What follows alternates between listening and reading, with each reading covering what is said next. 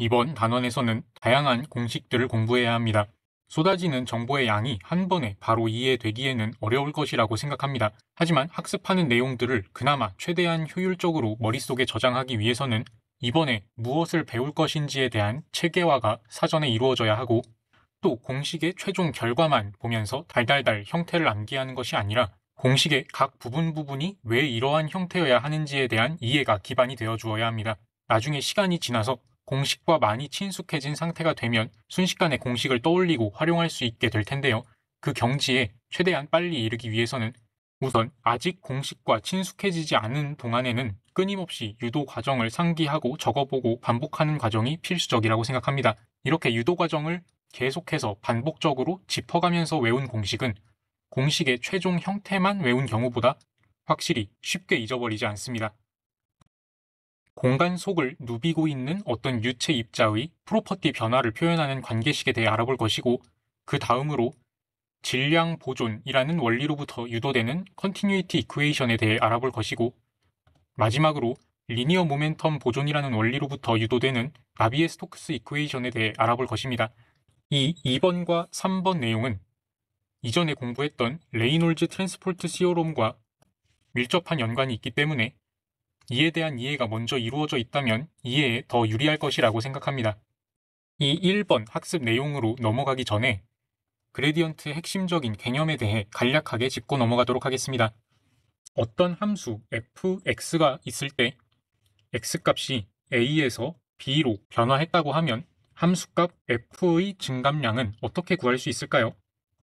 함수 f의 형태를 완전하게 알고 있어서 fb의 값과 fa의 값을 명확하게 구할 수 있는 상황이 아니라고 한다면 보통 단위 길이당 함수값 변화량, 즉 기울기에 이동한 길이를 곱하여 계산하는 방법을 사용합니다. 따라서 f의 변화량 df는 라운드 f, 라운드 x 곱하기 dx이고, x가 a일 때부터 b가 될 때까지의 범위에 대해 이 계산식을 적분해주면 xa일 때부터 xb일 때까지 변화한 함수값 f의 차를 구할 수 있게 됩니다. 다른 예시로 다변수 함수인 f of x, y의 경우에서도 순서상 x1, y1이 나중에 x2, y2로 변화했다고 하면 함수값 f의 변화량은 x방향으로의 단위 길이당 함수값 변화량, 즉 x방향 기울기에 x방향으로 이동한 길이를 곱하고 또 y방향으로의 단위 길이당 함수값 변화량, 즉 y방향 기울기에 y방향으로 이동한 길이를 곱한 뒤 이 두 값을 더하는 방법으로 계산할 수 있습니다. 변수가 3개인 f of x, y, z의 상황에서도 원리는 동일합니다. 이러한 경우들에서는 그레디언트를 활용해서 del of f of x, y, z를 라운드 f, 라운드 x, 라운드 f, 라운드 y, 라운드 f, 라운드 z의 매트릭스 형태로 정의하고 이 그레디언트 필드에 변위 벡터를 내적해서 적분하면 함수값의 변화량을 계산할 수 있습니다. 그레디언트 벡터를 필드 형태로 나타내면 이와 같고 벡터의 방향은 가장 가파른 오르막의 방향이 됩니다. 위에 첨부된 사진들은 등고선에 관한 내용인데 공부하면서 같이 떠올리면 그레디언트의 이미지를 더 쉽게 이해할 수 있습니다. 지금까지 그레디언트에 대해 설명한 내용을 바탕으로 어떠한 유체 입자가 특정 경로를 따라 움직일 때 해당 유체 입자의 프로퍼티가 어떻게 변화할지를 식으로 나타내 보도록 합시다. 아래에 첨부한 필기 내용 캡처 사진의 윗부분에 있는 공식은 단위 시간당 밀도 변화량입니다. 이동 중인 어떤 유체 입자가 경험할 수 있는 밀도 변화의 원인으로는 두 가지가 있습니다. 하나는 유체 입자가 놓인 공간의 밀도값 자체가 변화하는 것입니다. 이는 유체가 위치를 바꾸면서 이리저리 이동하는 것과는 상관이 없고 현재 입자가 놓인 공간의 밀도값 자체가 변화하는 것입니다. 이러한 변화는 이 공식의 우변에 있는 첫 번째 텀인 라운드 로 라운드 t에 반영이 되어 있는 것입니다. 나머지 하나는 유체가 이동하면서 도달한 새 위치에서의 밀도값으로 변화하는 것입니다.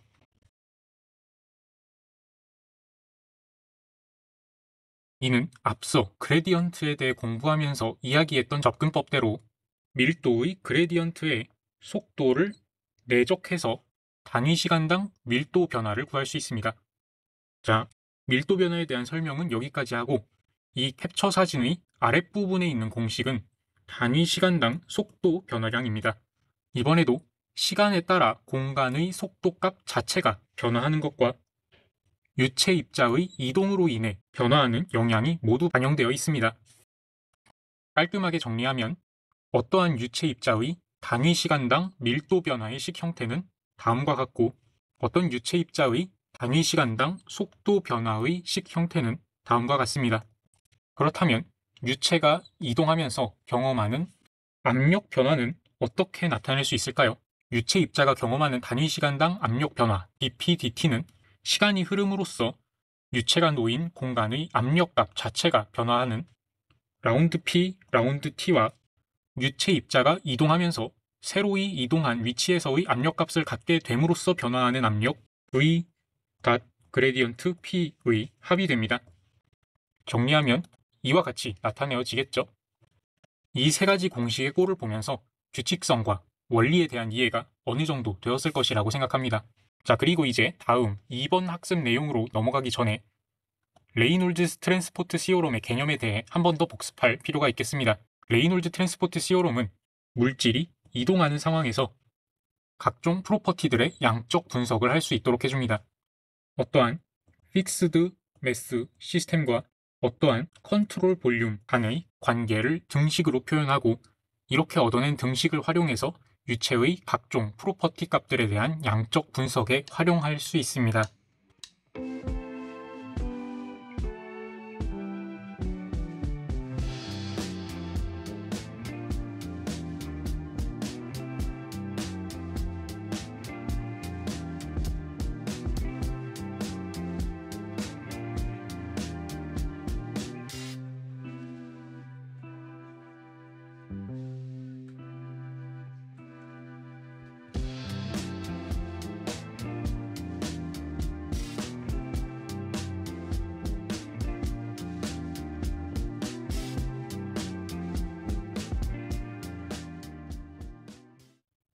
자, 왼쪽의 그림과 같이 가로, 세로 깊이가 dx, dy, dz인 직육면체 형태의 컨트롤 볼륨이 놓여져 있습니다.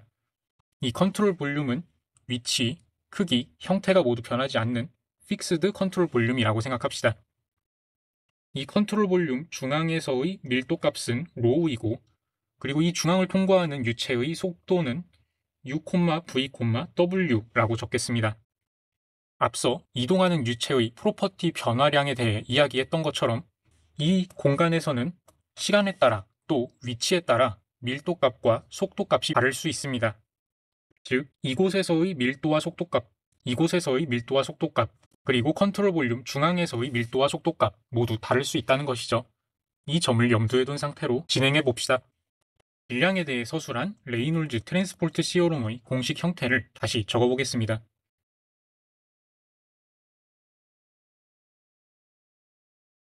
이때 우리는 픽스드 매스 시스템, 즉 총 질량이 변하지 않고 고정되어 있는 시스템을 사용하므로 시스템 내부의 질량을 시간에 대해 미분한 값은 0이 됩니다. 다음으로 컨트롤 볼륨 내부에 위치한 질량을 식으로 표현해야 하는데 이때 컨트롤 볼륨 내부의 총 질량은 컨트롤 볼륨 내부의 밀도, 로우와 컨트롤 볼륨의 부피인 dx, dy, dz를 곱한 값이 됩니다. 하지만 우리는 컨트롤 볼륨의 위치, 크기, 형태가 변하지 않는 픽스드 컨트롤 볼륨을 사용하기로 했으므로 컨트롤 볼륨의 부피 dx, dy, dz를 시간에 대해 미분해도 그 값은 0이 됩니다. 크기가 변하지 않으니까요. 따라서 mcv를 시간에 대해 미분하면 그리고 이때 파셜 데리버티브를 사용해 주도록 하겠습니다. 식 표현만 이렇게 할 뿐이에요. 그러면 라운드 로, 라운드 t 곱하기 dx, dy, dz가 됩니다. 자, 그리고 이제 마지막 서페이스 인테그랄 부분이 관건인데 이 직육면체 모양의 컨트롤 볼륨이 갖고 있는 6개의 면에서 일어나는 질량의 입출입을 식으로 모두 표현해 주어야 합니다. 그러면 이 각 직육면체의 6개의 면에서 로우 값과 속도 값이 어떠한지에 대해서 알아보아야 하는데요. 컨트롤 볼륨의 중앙으로부터 마이너스 x 방향으로 dx 오버 2만큼 이동한 이곳에서의 로우 곱하기 속도값, 그 중에서도 x 성분의 속도 u를 사용한 로우 곱하기 u 값은 어떻게 구할 수 있을까요? 이전에 함수값의 변화 그리고 그레디언트의 개념에 대해 이야기했을 때 함수값의 차이 또는 변화량은 단위 길이당 함수값의 변화량, 즉 기울기에 변화한 길이를 곱함으로써 구할 수 있다고 했습니다. 따라서 이곳에서의 로우 곱하기 u 값을 알고 싶다면 컨트롤 볼륨 중앙에서의 로우 곱하기 u 값, 즉 로우 u의 단위 길이당 로우 u 값의 변화량, 즉 라운드 로우 u 라운드 x에 이동한 길이 마이너스 2분의 dx를 곱한 값을 더해줘야 합니다. 이 값이 컨트롤 볼륨에서 마이너스 x 방향으로 dx 오버 2만큼 이동한 위치에서의 로우 u 값이 됩니다. 그러면 반대로 컨트롤 볼륨 중앙에서 플러스 x 방향으로 dx 오버 2만큼 이동한 이 위치에서의 로우 u 값은 어떻게 구할 수 있을까요? 마찬가지로 로우 u 값에 라운드 로우 u 오버 라운드 x 곱하기 이번에는 플러스 2분의 dx를 더한 값이 됩니다. 이러한 테크닉을 이용해서 이 직육면체의 6면 모두에 대해 질량의 입출입을 표현해주면 식을 완성할 수 있습니다.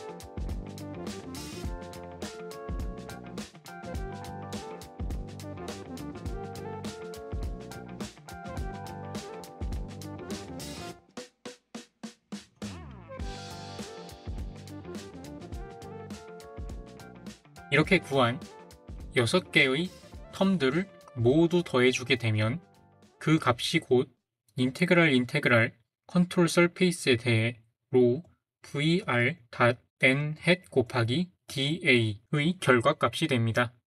정리하면 라운드 x 로우 u 곱하기 dx dy dz 플러스 라운드 y 로우 v 곱하기 dx dy dz 플러스 라운드 z 로우 w 곱하기 dx dy dz가 됩니다. 정리하면 다이버전스 로우 v 벡터 곱하기 dx dy dz가 되겠습니다. 여기 오른쪽에 적은 풀이 과정이 굉장히 좀 복잡했죠? 하지만 새로 배우는 공식을 암기할 때에는 그 공식이 어떻게 유도되었는지를 머릿속에서 계속 되뇌이면서 생각해보는 것이 중요합니다. 특히 이 마지막 서페이스 인테그랄에 대한 텀이 복잡했으니 이 부분에 대해서 한 번 더 되짚어보겠습니다.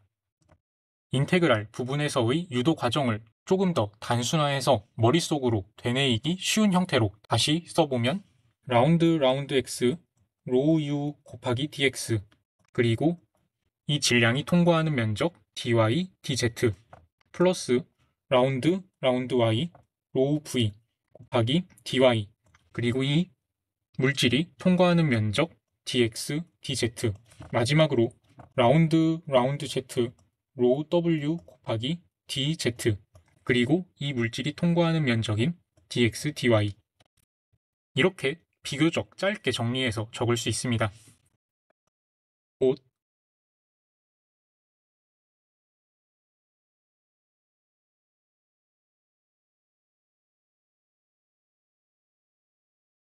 이렇게 최종적인 식의 형태는 0 이퀄 라운드 로 라운드 t 더하기 다이버전스 오브 로 V 벡터 이렇게 됩니다.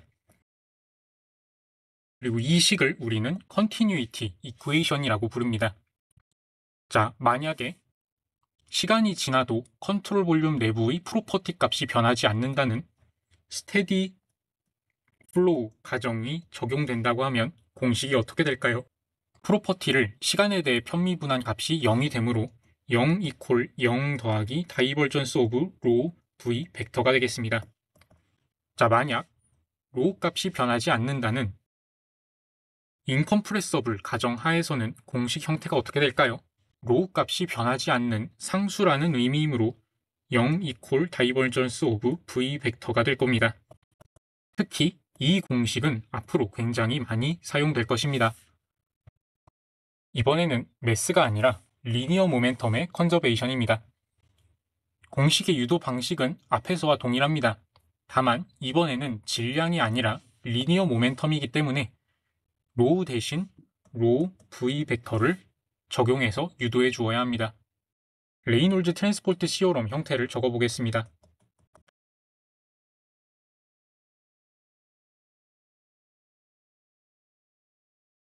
이때 첫 번째 텀은 시스템에 가해지는 힘 벡터가 되고 이 두 번째 텀을 파셜 데리버티브 형태로 나타내면 라운드 t 로 v 그리고 컨트롤 볼륨의 부피를 곱한 값이 됩니다.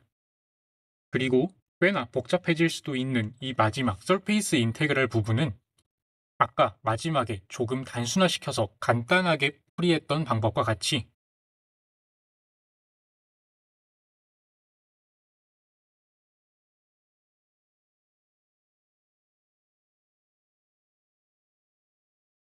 이렇게 표현할 수 있습니다. 자, 이번에도 컨트롤 볼륨의 부피인 dx, dy, dz로 등식의 양변을 나누어 주어야겠죠.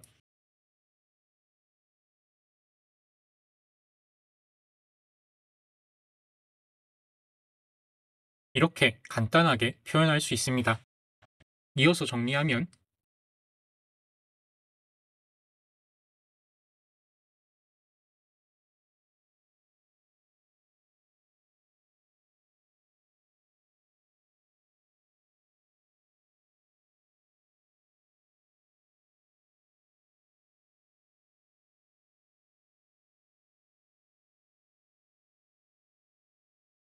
이렇게 표현할 수 있습니다. 이때 식을 보다 보면 v 벡터가 곱해진 것들끼리 묶어서 표현해 줄 수 있고 또 로우가 곱해진 것들끼리 묶어서 표현해 줄 수 있습니다.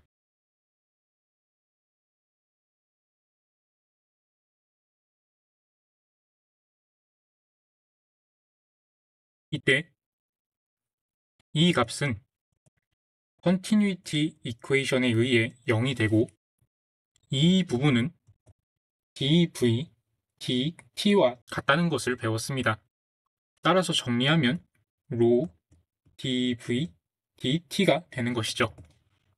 보면 굉장히 당연한 결과입니다. 이미 상식적으로 알고 있듯 F는 ma이죠. 양변을 부피 V로 미분해주면 dF, dV는 dm, dV 곱하기 A입니다. dm, dV는 밀도이고 이때 A를 다시 dV, dt라고 표현해 줄 수도 있겠죠. 최종적으로 우리가 지금까지 이 긴 과정을 통해 얻게 된 df, dv 이퀄 rho 곱하기 dv, dt라는 결과는 F는 MA의 양변을 부피 V로 미분했다면 바로 얻을 수 있었을 내용에 불과합니다. 결론만 깔끔하게 정리해서 나타내면 이렇게 됩니다.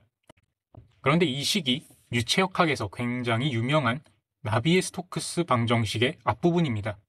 이 나비에-스토크스 방정식이라는 것은 df, dv에 대해 서술한 방정식이거든요. 그리고 여기에 새 텀들이 우변에 추가되면 나비에-스토크스 방정식이 완성이 됩니다. 사실 이게 진짜 완성된 나비에-스토크스 방정식은 아니고 더 진행해야 할 과정이 남아있긴 합니다. 일단 현재 우리가 보고 있는 공식 형태를 가지고 방정식의 의미를 설명해 드리도록 하겠습니다. 이 우변의 요소들이 플루이드 엘레먼트, 유체 입자들의 가속을 유발하는 원인들인 것이고, 이 좌변의 식은 그 요소들로 인해 야기된 결과를 서술한 부분입니다. 우변의 세 텀들은 각각 중력으로 인한 영향, 압력 차이로 인한 영향, 그리고 마지막으로 점성으로 인한 영향을 의미합니다. 자, 먼저 이 첫 번째 텀으로부터는 유체는 중력을 받으면 중력 방향으로 가속하려 한다는 사실을 의미합니다. 식 형태만 보더라도 df, dv가 rho a인데 이 rho a가 rho g에 의해 영향을 받는다는 내용은 형태적으로 너무 자명해 보이죠. 자, 그 다음 두 번째 텀은 유체는 압력이 줄어드는 방향을 향해 가속하려 한다는 사실을 의미합니다. 파이프나 어떤 공간 속에 압력이 상대적으로 큰 고압부가 있고 압력이 상대적으로 낮은 저압부가 있다면 그 사이에 놓인 어떠한 유체 입자는 고압부에서 저압부를 향해 가속하게 된다는 것을 자연스럽게 알 수 있습니다. 그리고 이 마지막 텀은 지금 당장으로는 의미를 직관적으로 파악하기는 어려워 보이므로 스킵하도록 하겠습니다. 우선 여기에 첫 번째 텀이었던 rho g 벡터 부분을 유도해 보도록 합시다. 부피가 dx, dy, dz인 어떤 미소 부피의 유체에 가해지는 중력의 크기는 rho g 곱하기 dx, dy, dz입니다.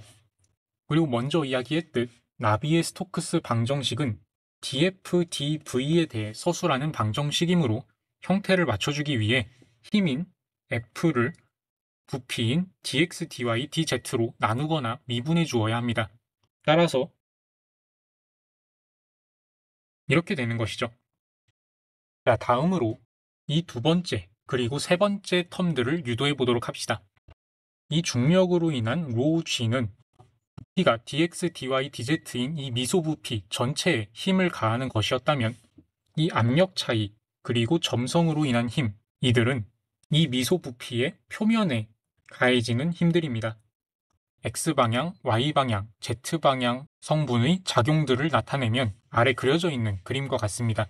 각 화살표에 붙어 있는 문자의 서브스크립트를 보면 XX, XY, YX, 그리고 ZX 등등 두 글자로 이루어진 알파벳이 적혀 있는 것을 확인할 수 있습니다. 이 두 자리의 알파벳 중에서 앞의 자리는 어느 방향의 면에 가해지는 스트레스인지를 의미합니다. 그림을 보면 X방향을 향하고 있는 면에 표시된 화살표들은 모두 서브스크립트가 X로 시작하고 Y방향을 향하고 있는 면에 표시된 화살표들은 모두 서브스크립트가 Y로 시작하는 것을 알 수 있습니다. 그리고 서브스크립트의 나중 자리는 그 스트레스가 어느 방향으로 가해지는지를 의미합니다. 그림을 또다시 보면 X방향을 향하고 있는 스트레스는 모두 서브스크립트가 X로 끝나고 Y방향을 향하는 스트레스들은 모두 Y로 끝나고 마지막으로 Z방향을 향하고 있는 것은 모두 Z로 서브스크립트가 끝납니다. 자, 처음에 한번 이야기했지만 이 부피에 바디 전체에 가해지는 힘은 중력이 있고 이 미소 부피의 표면에 가해지는 힘은 이 압력 차이로 인한 힘과 점성으로 인한 힘이 있습니다. 표면에 가해지는 각 요인으로 인한 힘을 구분해서 표현하면 여기 오른쪽에 그려져 있는 것과 같은 식이 됩니다. 근데 저도 이 형태의 표현을 잘 이해하고 있진 못해서 시그마와 타우가 각각 어떤 의미이고 그리고 이러한 텐서 표기법에 대해서도 잘 설명을 하지 못할 것 같습니다. 자, 우선 위에 나열된 요소들 중에서 X방향을 향해 작용하는 것들은 무엇이 있을까요? X방향을 향해 작용하는 것들은 마이너스 P, 타우 XX, 타우 YX, 그리고 타우 ZX 이렇게 총 4개입니다. 이들이 미소부피의 유체에 가하는 압력을 지금까지 공식 유도할 때와 같은 방식으로 계산해보면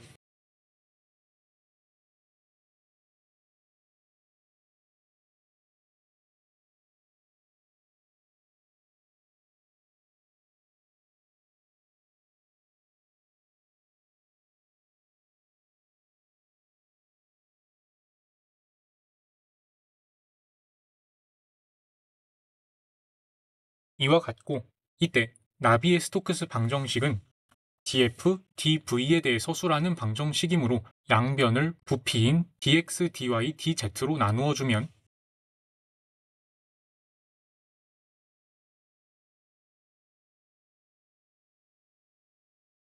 이와 같이 됩니다. 지금은 우리가 여기 나와 있는 요소들 중에서 x방향으로 가하는 작용들만 반영한 것이죠. 이때 더 나아가서 지금과 똑같은 유도 과정을 이용해 y방향과 z방향으로의 합력까지 계산해 낸다면 아래와 같은 식들을 얻어낼 수 있습니다. 그리고 델 오퍼레이터를 활용해서 3차원 벡터 형태로 표현하면 이와 같이 정리되고 이것이 방정식 우변의 세 가지 텀들 중 이 두 텀의 유도 과정이 되겠습니다. 이 공식에서 마지막 비스코스 스트레스 텀을 한 번만 더 변형해주면 이제 정말 비로소 나비의 스토크스 방정식의 완전한 형태를 만날 수 있습니다. 딱 이렇게 형태를 변형하는 과정까지만 하고 이 단원에서 더 이상 공식 유도는 하지 않겠습니다. 앞선 유도 과정에서 압력과 점성으로 인한 영향을 구할 때 위와 같은 식을 도출해 내었습니다. 이때 타우 값들을 x, y, z, 그리고 u, v, w에 대해 표현하도록 하겠습니다. 그러면 각 타우 값들을 이와 같이 표현할 수 있고 타우 xx는 mu 곱하기 라운드 u 라운드 x 더하기 라운드 u 라운드 x 타우yy는 mu 곱하기 라운드 v 라운드 y 더하기 라운드 v 라운드 y 그리고 타우 zz는 mu 곱하기 라운드 w 라운드 z 더하기 라운드 w 라운드 z가 되어서 타우 xx는 2mu 라운드 u 라운드 x 타우yy는 2mu 라운드 v 라운드 y 그리고 마지막으로 타우 zz는 2mu 라운드 w 라운드 z가 된다고 합니다. 이를 식에 적용해서 일단 먼저 x 성분에 대해서 계산해주면 이와 같은 형태가 나오고 동일한 방식으로 y 성분에 대해 계산해주면 dfy dv는 마이너스 라운드 p 라운드 y 더하기 뮤 라플라시안 v 그리고 z 성분에 대해 계산해주면 dfz dv 이퀄 마이너스 라운드 p 라운드 z 더하기 뮤 라플라시안 w가 됩니다. 이 세 가지 x, y, z 성분에 대한 계산 결과를 3차원 벡터 형태로 표현하면 마이너스 델 p 더하기 뮤 라플라시안 v 벡터가 됩니다. 그리고 이렇게 마침내 나비의 스토크스 방정식을 유도해내는 데 성공했습니다.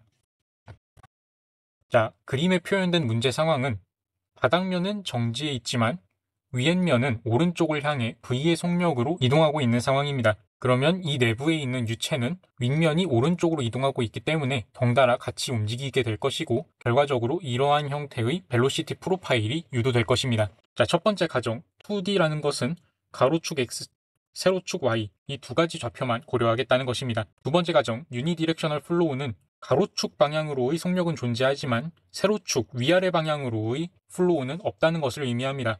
따라서 V가 0이라는 것이죠. 세 번째 가정 스테디 플로우는 시간에 대해 편미분한 어떠한 값은 0이 될 것이라는 것입니다. 마지막으로 네 번째 가정 인컴프레서블은 밀도 로우 값이 일정하다는 것입니다. 먼저 컨티뉴이티 이퀘이션의 꼴은 0 이퀄 라운드 로 라운드 t 더하기 다이버전스 오브 로 v 벡터입니다. 이때 로우가 컨스턴트 하다면 우리는 식을 이렇게 써줄 수 있죠. 따라서 0 이퀄 라운드 u 라운드 x 더하기 라운드 v 라운드 y입니다. 이때 v는 항상 0이라고 했으므로 이 텀은 0이 되고 따라서 라운드 u 라운드 x는 0이 됩니다. 자, 두 번째로 나비의 스토크스 이퀘이션을 활용해 보겠습니다.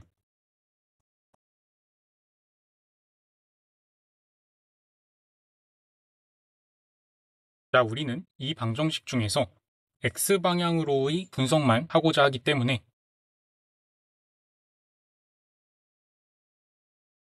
이렇게 적어주겠습니다. 이때 0으로 설정한 것은 x축 방향으로는 중력이 작용하고 있지 않기 때문에 0으로 설정한 것입니다.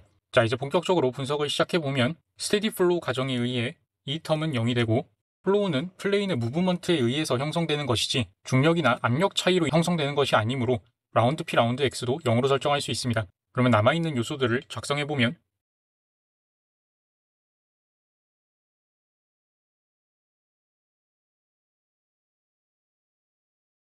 이렇게 됩니다. 자, 우선 이 텀은 V가 0이 되기 때문에 바로 0으로 설정할 수 있고 여기에 왼쪽 텀은 라운드 U, 라운드 X가 0이라는 것을 앞서 구했기 때문에 0으로 설정할 수 있습니다. 그리고 이 텀 역시 라운드 U, 라운드 X가 0이기 때문에 이를 X에 대해 한 번 더 편미분한 결과도 0이 될 것임을 알 수 있죠. 따라서 우리가 이를 통해 얻을 수 있는 결론은 라운드 제곱 U, 라운드 Y 제곱이 0이라는 것입니다. 자, 이를 Y에 대해 한 번 적분해주면 U'Y가 C1이 된다고 적어줄 수 있고 한 번 더 Y에 대해 적분해주면 U of Y가 C1Y 플러스 C2가 된다고 적어줄 수 있습니다. C1과 C2라는 두 개의 미지수가 있으므로 우리는 두 개의 이니셜 컨디션 또는 바운더리 컨디션이 필요한데 그림으로부터 두 개를 바로 얻어낼 수 있죠. U of H가 0이라는 것과 U of 플러스 H가 플레인이 이동하고 있는 속력 V라는 것입니다. 그러면 U of H는 C1 곱하기 마이너스 H 플러스 C2인데 이 값이 0이라는 것이고 U of 플러스 H는 C1 곱하기 플러스 H 플러스 C2인데 이 값이 V라는 것이죠.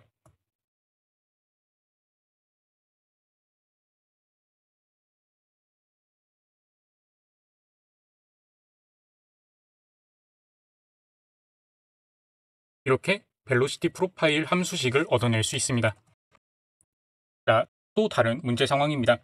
바닥과 천장 모두 움직이지 않고 고정되어 있는 상태인데 한쪽에는 고압 그리고 반대편 쪽에는 저압이 형성되어서 이 압력 차이로 인해 플로우가 흐르고 있는 상황입니다. 당연히 파이프가 가로로 평행하게 놓여있기 때문에 중력의 영향은 고려하지 않도록 하겠습니다. 첫 번째 가정 2D는 X축과 Y축으로의 좌표만 계산에 반영하겠다는 것입니다. 두 번째 가정 유니디렉셔널 플로우는 세로 방향으로의 플로우는 고려하지 않겠다는 것입니다. 따라서 V가 0이 되겠죠. 세 번째 가정 스테디 플로우는 시간에 대해 편미분한 값이 0이 된다는 것이고 네 번째 가정 인컴프레서블은 밀도 로우가 상수라는 것입니다.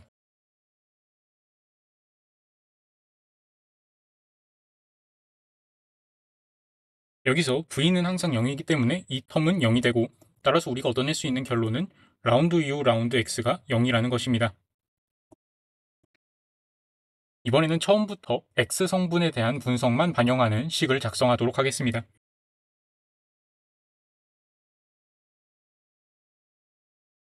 자, 여기서 스테디 플로우 가정에 의해 이 텀은 0이 되고 프레셔 그레디언트는 이번에는 존재하기 때문에 0으로 설정하면 안 됩니다. 자, 이제 남아있는 요소들을 작성해 보도록 하겠습니다.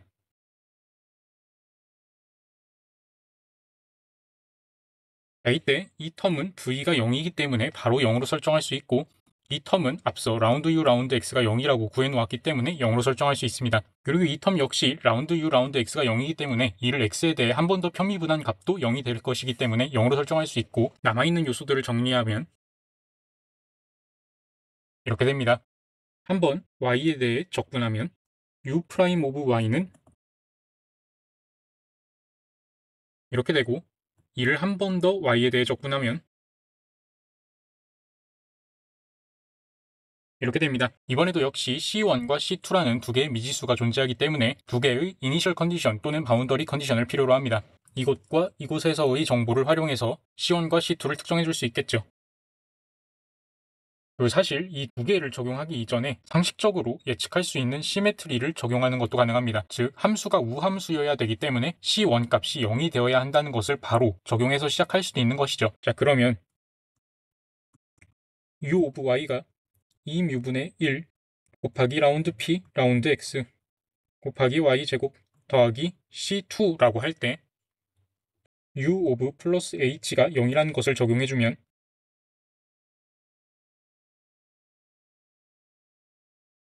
이러한 결과를 얻게 됩니다. 곧 완성된 함수의 형태는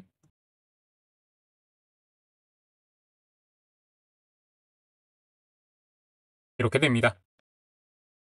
자, 이번에 역시 모든 면이 고정되어 있고 내부 플로우는 프레셔 그레디언트, 압력 차이로 인해 흐르고 있는 상황입니다. 하지만 파이프 플로우, 즉 단면이 원인 경우에 대해 분석한다는 점이 차이점인데, 이 경우에는 실린드리컬 코디네이트를 적용할 필요가 있습니다. 웬만해서 스피리컬 코디네이트 등등에서의 연산 방법은 어펜딕스로 제공해 줄 것이라고 생각합니다. 저도 이거는 일일이 외우고 다니기가 힘들더라고요.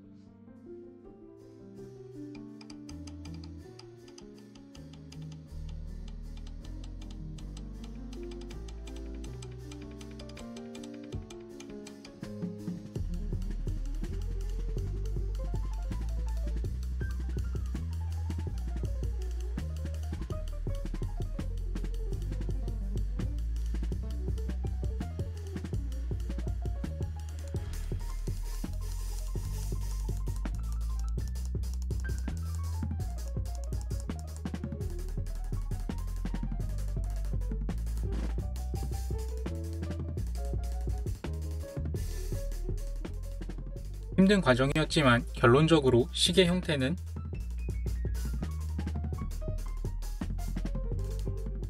이렇게 됩니다. 이렇게 변형하는 것도 충분히 이해할 수 있죠. 자, 이를 R에 대해서 한번 적분해 보겠습니다.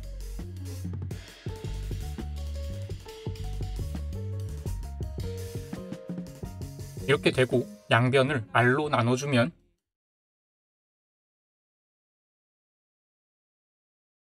이렇게 적어줄 수 있습니다. 한 번 더 R에 대해 적분하면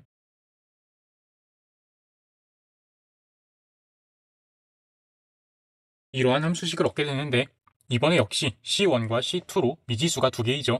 따라서 두 개의 컨디션을 대입해야 한다는 것입니다. 대입할 수 있는 컨디션 하나로는 VZ 오브 R 값이 0이라는 것을 사용할 수 있고, 나머지 하나는 VZ 오브 0 값이 무한대가 아니라는 것입니다. 이 이야기를 하는 이유가 뭐냐 하면, 함수식을 보면 ln r이 포함되어 있는데, 아시다시피 ln r에서 r이 0에 근접하면 근접할수록 그 값은 무한대로 발산하게 됩니다.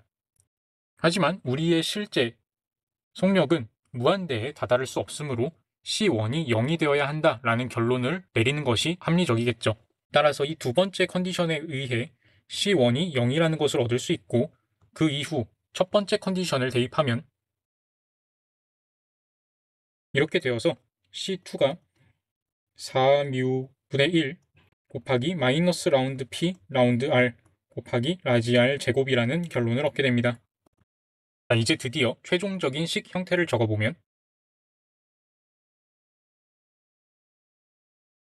이렇게 됩니다.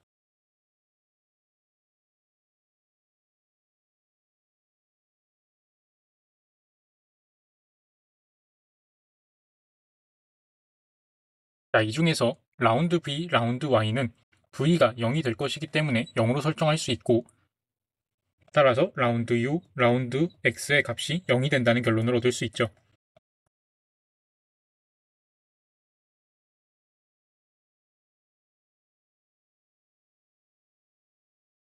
이렇게 되는데, 스테디 플로우 가정에 의해 이 텀은 0이 되고, 프레셔 그레디언트는 없다고 가정하면 이 텀도 0이 됩니다. 남아있는 요소들을 정리하면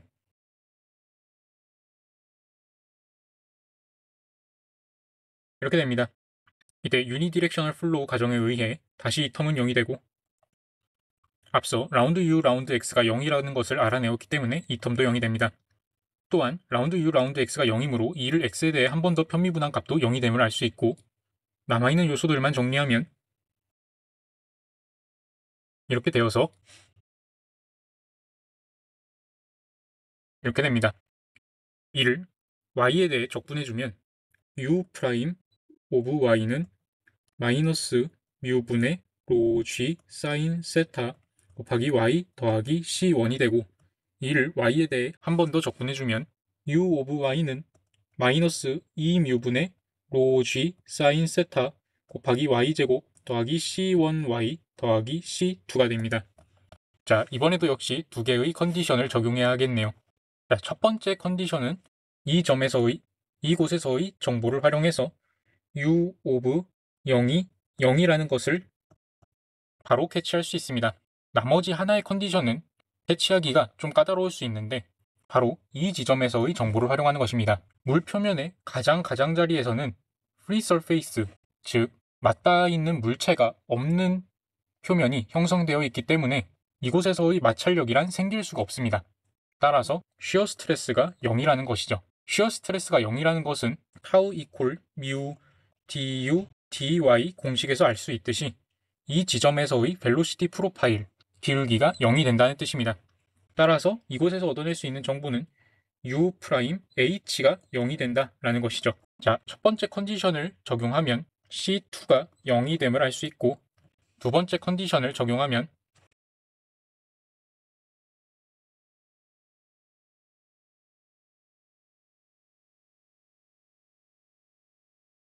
이러한 결론을 얻을 수 있습니다. 자, 식을 정리해보면 U of Y는 μ분의 ρg 사인 세타로 묶을 때 마이너스 2분의 1 y 제곱과 hy의 합으로 나타낼 수 있습니다. 결과도 정확히 일치하죠.